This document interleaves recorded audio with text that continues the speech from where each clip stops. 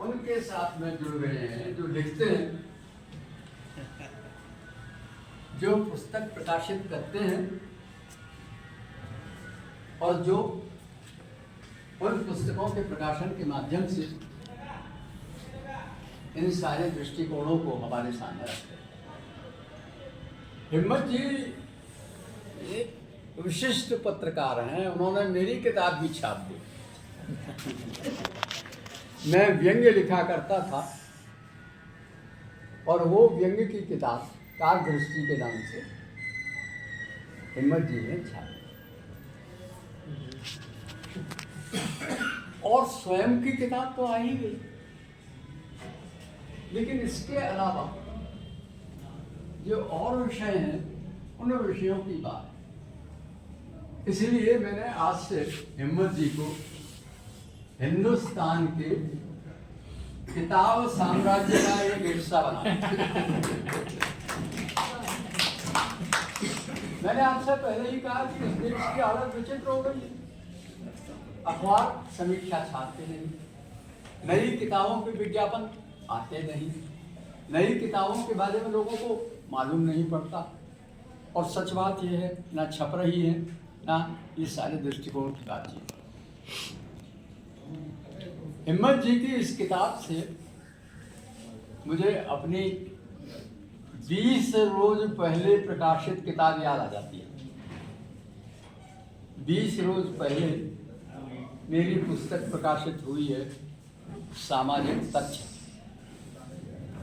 और उस सामाजिक तथ्य में मैंने 2 हिस्से किए हैं।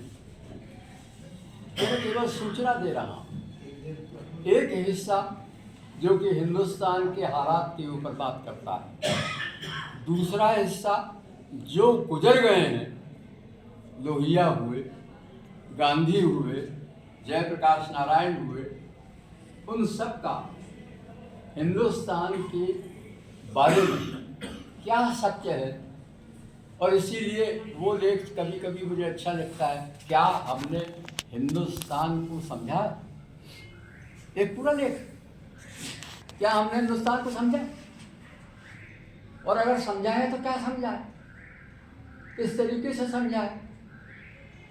प्रायः इस प्रश्न का उत्तर यही आता है कि हम लोग अपने देश को समझ नहीं पाए, हम लोग अपने देश के बारे में समझ नहीं पाए।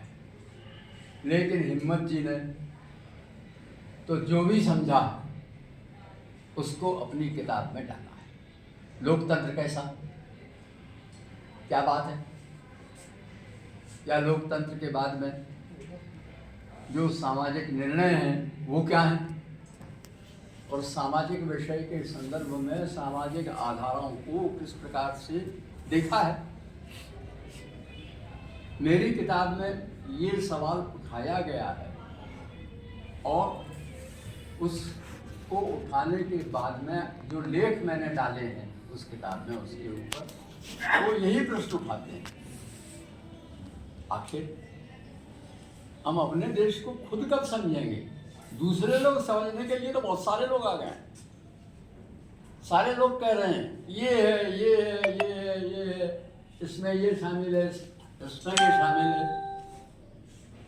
लेकिन मेहरबानी करके ये बताइए कि आपने खुद ने जो ये देश है उसको कितना समझा है, और जिन्होंने वो लेख लिखा है, जिसने लेख लिखा है, वो अंत में यही कहते हैं, बड़ी आवश्यकता आ पड़ी है कि जरा इस देश को समझा जाए,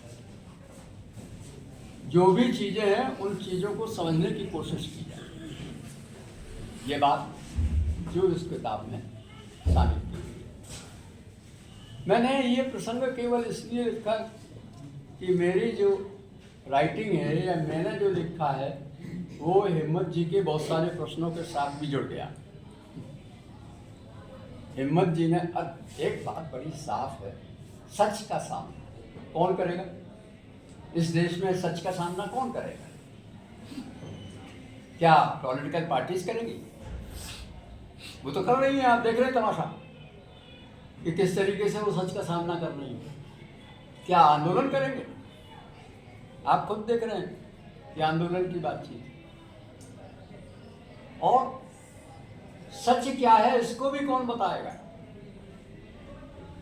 निश्चित रूप से ये सामना वो पत्रकार करेंगे जो पत्रकार सच को समझने की कोशिश करते हैं और उसके आधार के ऊपर सामना की बातचीत करते हैं। मैंने आपसे पहले ही कहा कि बेसिकली धीरे धीरे किताबें बंद हो रही हैं, किताबें कम हो रही हैं, किताब लोग बाग पढ़ना बंद कर रहे हैं, किताब समझना बंद कर रहे हैं।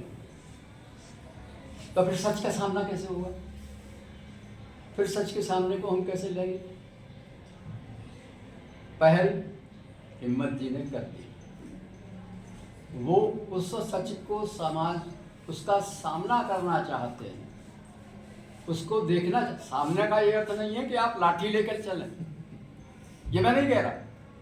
सामना का अर्थ है कि आप उन वास्तविक अर्थों को समझने की कोशिश करें जो कि इस देश के समाज के साथ में जुड़ी हुई है।